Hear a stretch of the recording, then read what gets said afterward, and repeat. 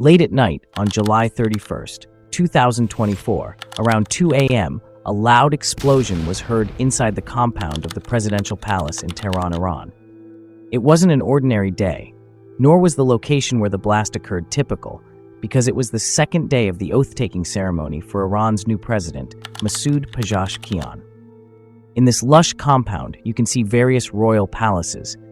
On one side, there is a 5-story building where state guests stay, and that is where the explosion happened, on the 3rd floor.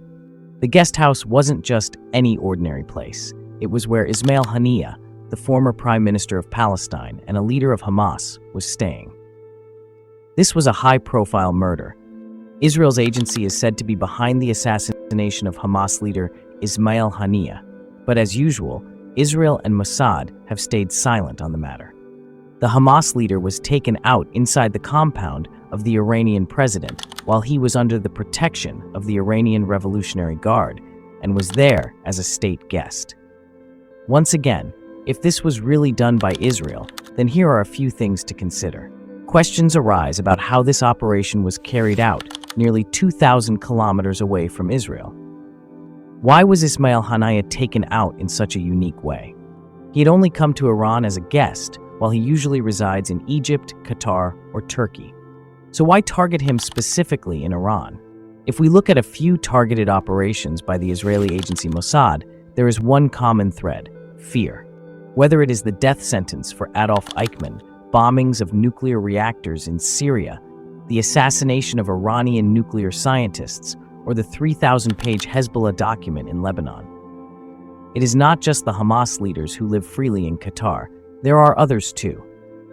What is interesting is that the American army is also stationed in Israel, and Hamas members do not hide there. In fact, Hamas's headquarters is in Qatar. Ismail Haniyeh has spent years in Qatar without facing any attacks. But why is that? If they were targeted in Qatar instead of enemy country Iran, it would be much easier. Yet, we are just thinking about this, while the reality is completely different. To understand why, we need to go back 14 years. Back in the day, the Israeli intelligence agency Mossad really messed up big time. This blunder was about a plan they put together in 2010 to take out Mahmoud Abdul Rauf al-Mabou, who was a logistics officer for Hamas. Mossad believed Mahmoud's job was to buy weapons from Iran and smuggle them into the Gaza Strip, and they also thought he had killed 2 Israeli soldiers in the past. Anyway, they named this operation Plasma Screen, and it was supposed to go down in Dubai. 20 agents from Mossad were involved in this mission, and they had to go undercover to get into Dubai. The issue was that at that time, there were 24 countries that did not recognize Israeli passports, including Dubai. So these 20 agents needed to get to Dubai on foreign passports, but there was a system set up in Israel to arrange these foreign passports. People in Israel with dual nationality, like one Israeli passport and another British, American, or Australian, would be shortlisted. An officer would go to them and ask if they needed to travel on their second passport recently, and if someone did. They were often asked if they could use their passport details for the country's security, meaning Israel's security, and most of the time, people did not refuse. For Operation Plasma Screen, the names on those passports would belong to someone else, and traveling with them could be pretty risky. So, it was crucial for them to take out the Hamas logistics officer in Dubai right away, but that did not happen. On the first visit, they followed Mahmoud in Dubai and kept a close watch on his every move. But before that, agents were up to something. Mahmoud had left for Dubai, and during another visit, the agents had to come to Dubai on the same passports. They managed to slip poison into his coffee while tailing him, but Mahmoud did not die. He did get sick and went back home to Syria. A couple of months later, Mahmoud returned to Dubai, and the agents followed him back, still using those fake passports, which was pretty risky since they had traveled on them before. This time, they planned to stay at Mahmoud's hotel, disguised as tennis players. They followed him into the hotel elevator, and one of the agents noted which room he was heading to. The whole operation was also being recorded on closed-circuit television. They managed to book a room right next to Mahmoud's. 4 of the agents waited for the perfect moment, then opened Mahmoud's door and ambushed him. When Mahmoud came back from shopping, he was killed with an ultrasonic device. The cool thing about this device is that it can stop a person's heart without leaving any needles or physical marks. The whole operation looked like something out of a Hollywood movie. It felt like a movie, but there was one big difference. In movies, there is usually a hacker sitting in a van deleting closed-circuit television footage, but that was not the case here.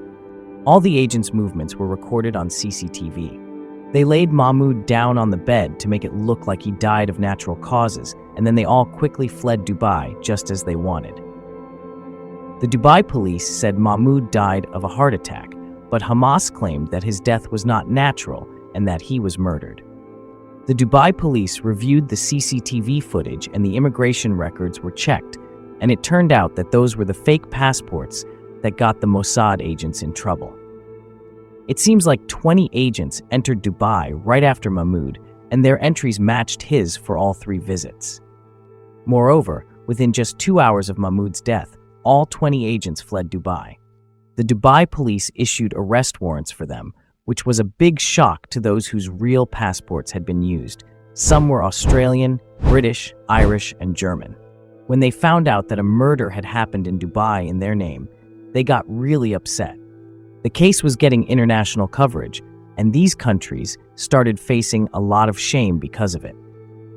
These were the same countries that were considered allies of Israel, and they felt really bad that their friend country had dragged their name through the mud. The Mossad operation, Plasma Screen, ended up giving Israel a pretty bad reputation and left a negative impression.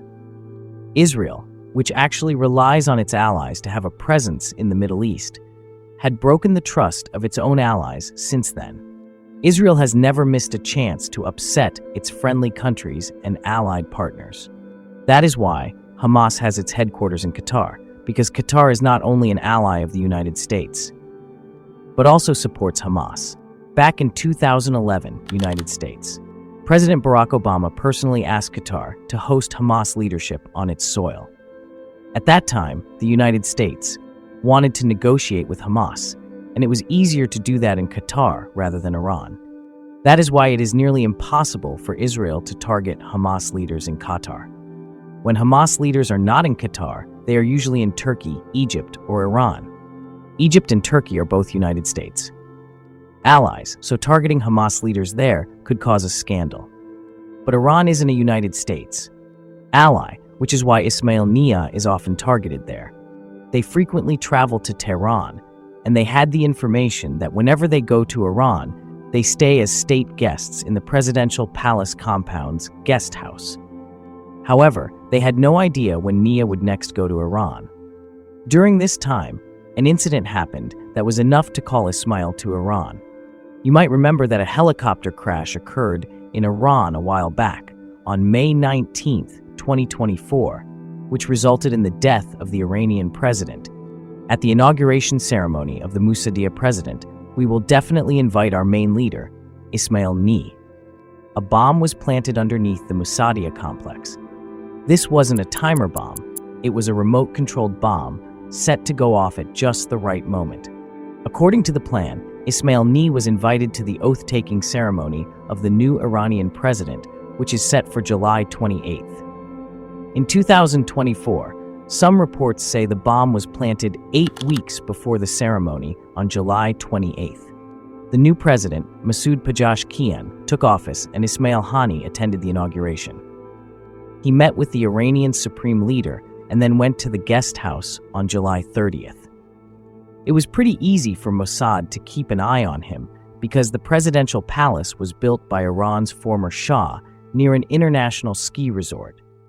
There is a 7-kilometer-long chairlift that goes to the ski resort, and you can clearly see the building from the lift where Ismail spent the night. The agents either saw it themselves or got help from the internal guards, but as soon as they heard that Ismail Haniyeh was back in his room, they waited for the lights to go off. It was around 1:40 a.m. Once the room lights were off, they pressed the button and blew up the bomb hidden under the bed. The aim of such attacks against Israel is to instill fear and terror in their opponents, making them feel that no matter how secure they think they are, they can be targeted anywhere, anytime. Hope you all are going to like and share this video a lot. Thank you so much for your lovely comments. See you in the next awesome video.